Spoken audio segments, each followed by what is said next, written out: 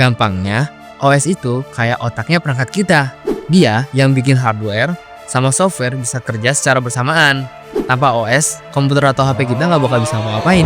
Nah, sekarang kita bahas jenis-jenis OS yang populer buat PC atau laptop. Yang pertama, ada Windows. Windows ini OS sejuta umat, cocok buat kerja kantoran sama gaming. Yang kedua, macOS. Eksklusif dari Apple, terkenal desainnya yang keren dan dipakai banyak desainer grafis. Yang ketiga, Linux. Gratis dan open source, biasanya sering dipakai sama programmer atau server. Cocok buat lu pada yang suka eksperimen. Sekarang buat handphone. Ada dua raja OS di dunia handphone. Yang pertama ada Android. Dipakai di banyak merek kayak Samsung, Xiaomi, dan lain-lain. Android itu fleksibel banget dan bisa lu kustomisasi. Yang kedua ada iOS. Eksklusif buat perangkat Apple kayak iPhone. Dia itu aman, simple, dan stabil.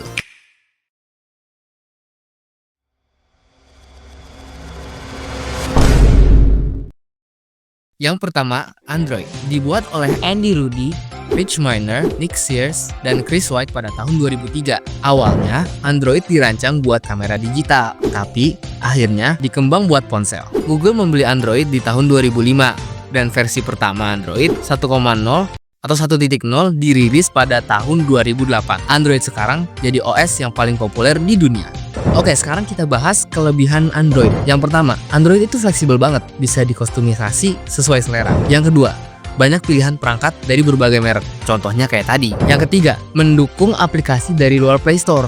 Yang keempat, harga perangkat bervariasi, cocok buat semua kalangan, mulai dari entry level, mid range, high end, sampai flagship, dan dengan harganya yang disesuaikan pada setiap kelasnya.